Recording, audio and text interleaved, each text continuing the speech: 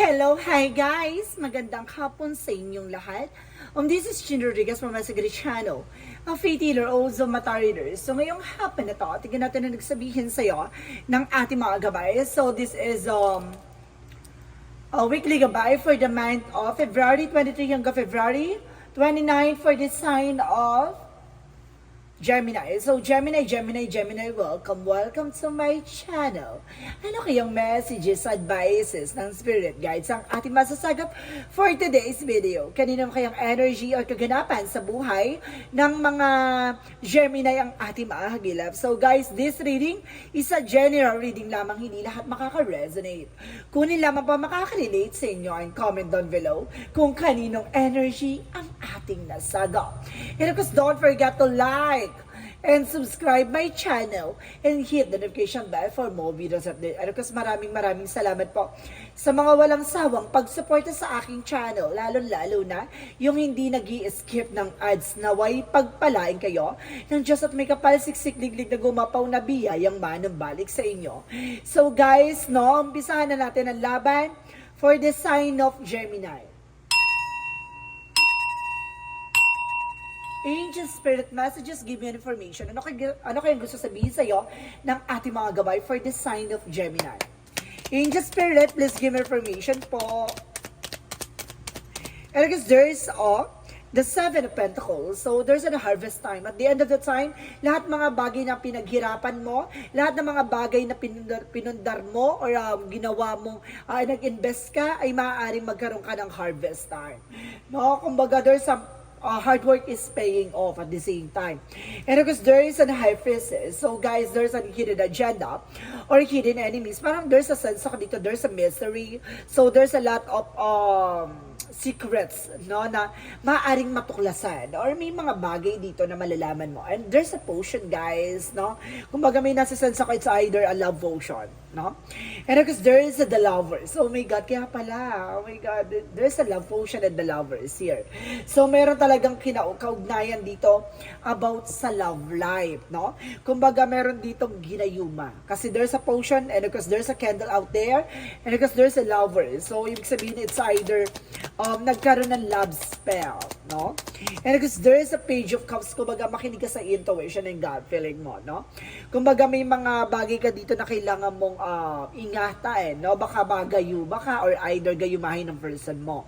Umiiwas kayo sa mga natatanggap ng pagkain sa labas. There is a 10 of Pentacles with a long-term success and long-term investment. So, may pangmatagalan daw dito, At magdadala sa'yo ng financial security. And of course, there is the full card, a leap of faith. So, parang sinusubukan ng pananampalataya at tiwala nyo dito, At magdadala sa ito ng new beginning. So, let's see what is that.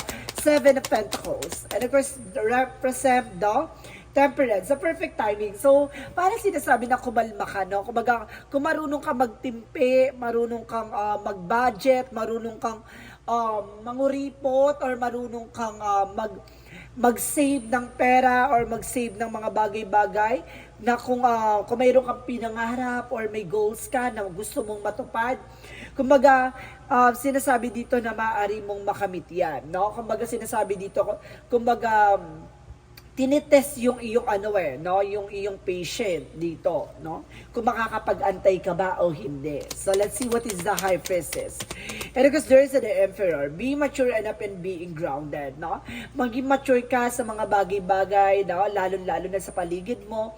And of course, respetuhin mo either yung sarili mo, respetuhin mo din yung ibang tao. Kumbaga maging mature ka sa lahat ng mga kaganapan sa buhay mo, And of course, para respetuhin ka ng mga tao sa paligid mo, ganun din yan, Kumbaga there's a bounce back, depende yan kung paano ka makikipag-coordinate or makikipag-collaborate, ganyan.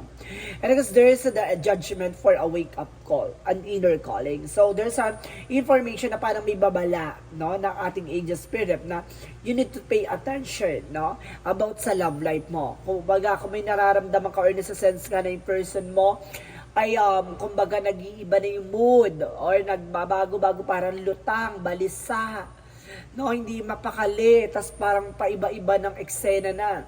Kumbaga, maaga pa lang solusyonan mo na para na mabasag na yung gayuma.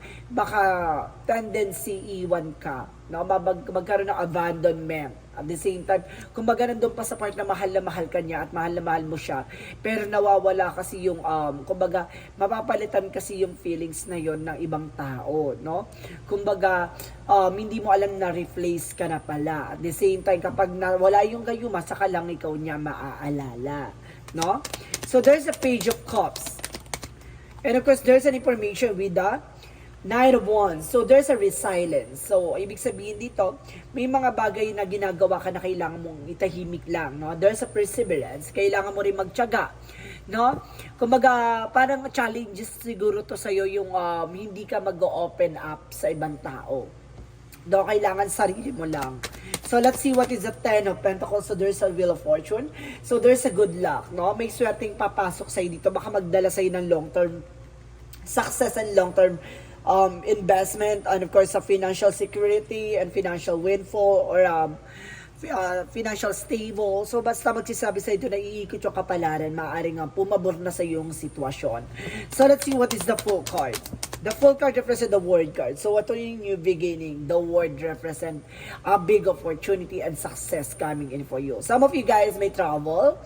Some of you guys may bagong eksena, and some of you guys, there's a lot of communication coming in. So let's see what is the Seven of Pentacles and the Temperance. Represent that Queen of Pentacles, being practicality. So maging practical ka sa mga pinaghirapan mo, sa mga pinagtrabahuan mo. Good sense about sa entrepreneur. Kumbaga pagdating sa business is business. So let's see what is the High Priest and the Emperor.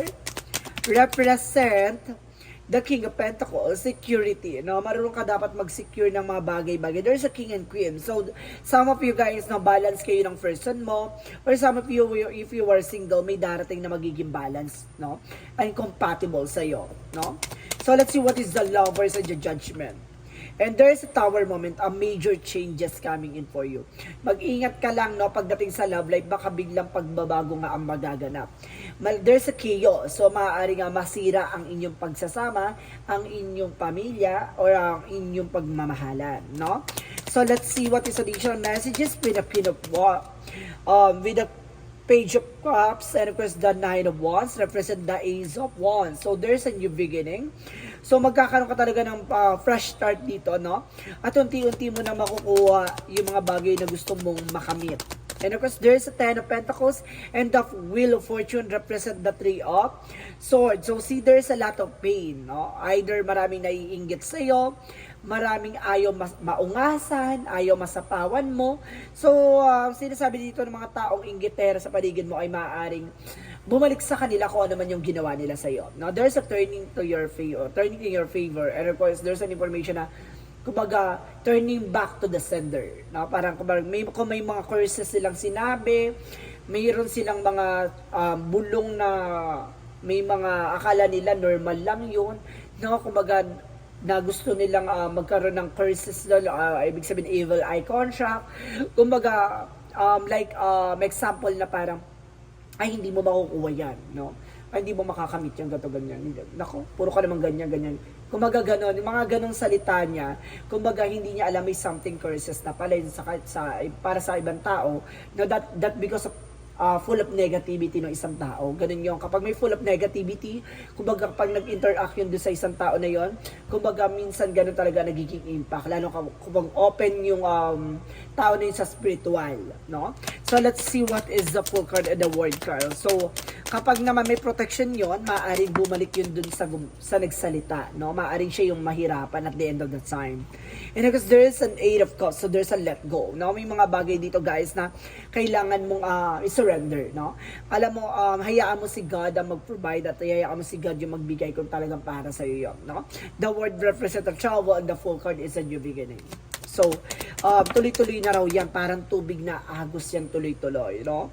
Kumbaga meron ditong, kumbaga, sinagita mo yan, na tuloy-tuloy yung daloy pero naguhugas kamay siya. Ibig sabihin, nalilinis mo yung mga kasalanan mo at nalilinis mo yung nasahanay mo, no? At the same time, gumaganda na ang takbo ng eksena mo. And of course, ang pinaka-outcome is the Nine of Pentacles sa blossoming abundance. So, maaaring magkakaroon ka ng paglago ng negosyo mo or hanap buhay mo. At the same time, there's an strength card, confidence. So, kailangan mong i-boost tong confident na to para magawa mo yung mga bagay-bagay na yabong pa sa'yo. At the same time, there's on the higher path, but there's a lesson learned, no?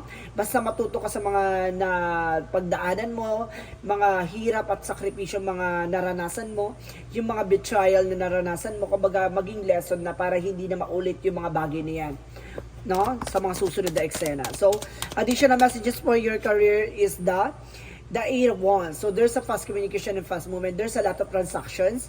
And the Five of Cups, kumbaga mag-ingat ka lang. Kapag alam mo may mga transaction ka, may mga customer, may client ka, kumbaga mas maganda yung ikaw lang yung nakakaalam, no? Hindi yung i-open mo pa na, marami akong orders, ganito, ganyan. Hindi mo alam, eventually kapag ilang araw lang, biglang tumal yan. No, nagkakaroon kasi ng self-sabotage kasi hindi mo kasi naalam yung mga tao na sa paligid mo ay may lihim na inggit sa iyo, no? Kapag gano'n na napapansin mo na parang noong nakaraan lang ang lakas-lakas ng negosyo ko, nakaraan lang lakas-lakas ng tapos biglang gano'n, ibig sabihin nagkakaroon kasi ng evil eye contract na kumbaga naapektuhan ka ng mga taong 'di ba, negative, no? So let's see additional messages for that love life. So, there's a Three of Pentacles. So, see collaboration. Na kailangan mo makipag-usap sa person mo. And there's a Star card. Magkakaroon na ng healing and happiness. And of course, there's a miracle, no? Kapag nakipag-coordinate yung tao sa'yo, kung yung person mo, maaaring hindi na matuloy itong mga mangyayaring love spell, no? So, let's see additional messages for health. Sa health mo, there's a devil. So, see, may gumagawa rin sa'yo dito ng masama. May gumagawa ng hindi maganda para magkaroon ka ng health failure, no? Some of you guys, may mga nararamdaman ka na sa katawan mo. Additional messages from the health. And of course, there is the Four of Cups. So, see, re-evaluate or analyze, no? Bago mo tanggapin yung isang offer o bago mo tanggapin yung mga pagkain sa labas, nga, yun tulad na sinasabi ko na kailangan maging aware ka, amuyin mo or kailangan maging ano ka. Mas maganda na yung huwag kang kumain ng galing sa bigay-bigay, no? Kasi, kasi meron ditong eventually baka it's either lasuling ka pa or maaring mag-cause pa yan ng gayuma. And of course, there is the Five of Wands. See, I told you, complication. Baka mag-cause siya ng complication. So, yun yung kailangan mo maging aware. So, let's see what is the magical fairy messages. For magical fairy messages for you is spring. So, your desires fully manifest as the flower begin to bloom, no? Kumbaga ito na mamamayagpag na ulit yung finances and career and dietary and change. So, kaya kailangan mo mag-diet, no? Baka tumataba ka na or kailangan mo na talaga mag-exercise or maghinay-hinay sa mga pagkain. Ganon kasi baka nakakasama sa iyo yung pagkain ng maraming kanin. Nawa ka mataas ang sugar mo. Or, ganun nga. So, there is an self-care na alagaan mo rin yung sarili mo. Yun yung oracle card, get more information. So, there's truth, no? Malalaman mo ang katotohanan. At the same time, there's a triggers, conflict. So, see, may mga nagbibigay ng komplikado dito sa sitwasyon mo. Nag-trigger siya, kaya nagkukos ng something failure, no? At the same time, there's change. Ito yung kailangan mong baguhin, no? At kailangan mong alisin. There's a, let's see what is additional messages. For Archangel Raphael, messages for you. So, there's a Jesus Divine Healer. So, kailangan mo ng healer daw dito, ha? Kailangan mo magpagamot. Baka may mga nararamdaman ka nga sa katawan. It's not normal. And there is an alternative medicine. See? Alternative. So, kailangan mo talaga ng mga dasal-dasal or something na kailangan mo ng gagawin both sa spiritual kasi alternative siya or either herbal, no? Kailangan mo ng herbal. So, let's see additional messages for Angel Spirit, guys. Angel Spirit, let's give information. At the same time, there's a Star Brother. So, there's an information with the trust and protection. So, kailangan mo maniwala at magtiwala at kailangan mo ng sapat na proteksyon para hindi ka na magawa ng eksena. At the same time, there's crack open, so surrender to the alchemy of life. So, kailangan mo i-surrender lahat ng mga bagay na yan sa ating Panginoon. No? Na kumaga na lahat ng mga bagay na nangyayari ay may ibig sabihin. No? Parang ino-open lang, no, yung iyong spiritual sides. And of course, there's a you're on the right path. To see, nasa tamang direction ka. Napanood mo tong reading na to at talagang tumugma sa'yo. So, go for it mo na yan. And there is a new beginning and fresh start. So, see, magkakaroon ka na talaga ng bagong simula at bagong pagbabago dito at bagong eksena mo. So, let's see what is the Romance Angels. worth waiting for. So see, kung kapag maghihintay ka talagang, diba, deserve mo. And of course, there's a divine timing is at work in your love life. Talagang kung para sa'yo yon. And there's a let go of control issues. So see, pakawalan mo yung mga bagay na pinipilit mo makontrol, no? Hayaan mo siyang mangyari on unfold it naturally. At the same time, there's a free yourself, no? Kumbaga, it's time to take back control in your life, no? Kumbaga, mag-ano ka lang, kumbaga, mahalin mo yung sarili mo at the same time, no? Kontrolin mo yung mga bagay-bagay na alam mong kaya mo lang, no? Kapag hindi mo kaya, deadma. Surrender to God. So, let's see what is the chakra. Chakra is destiny. I told you. There's a destiny talaga, no? Kung para sa'yo, para sa'yo. And of course, there's an information by expansion, no? Palalawakin ang kaalaman mo. Palalawakin ang kaisipan mo dito. At the same time, yung finances. And there's an instinct, no? Tama yung hinala mo. Mayroon ka ng something gut, no? Yun yung kailangan mong panghawakan. So, let's see what is the angel's answer. Angel's answer represent recovery, no? Makaka-recover ka na at the end of the time. So, may mga bagay dito na gagaling ka na sa anumang uri ng karamdaman. Paghihirap at sakripisyo ng mga pinagdaanan mo, maaaring gumaling ka na rin sa anumang uri ng karamdaman pagdating sa love life, career, and finances. And look for a sign. So, may sign dito na binibigay sa iyo ang ating angel spirit. So, kailangan mong pakinggan at dapat mong maunawaan. There's an improving health, no? Talagang there's an involvement talaga ng love life and health mo, guys.